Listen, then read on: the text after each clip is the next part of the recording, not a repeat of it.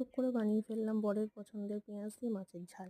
তার জন্য মাছটা ভেজে নেবো, আলুটা ভেজে নেবো, আর তারপর তেলের মধ্যে পেঁয়াজ দেবো, লঙ্কা টমেটো দেবো, দিয়ে ভালো করে ভাজতে থাকবো। একটু নুন হলুদ আর কাশ্মীরি লঙ্কার গুঁড়ো দেবো, দিয়ে ভালো করে ভাজতে থাকবো। তারপর ভাজা আলুটা দিয়ে দেবো, দিয়ে একটু ভালো করে ভেজে তার মধ্যে গরম জল দিয়ে দেবো। গরম জল দিয়ে ফুটতে দিয়ে দেবো, দিয়ে ঢেকে দেবো।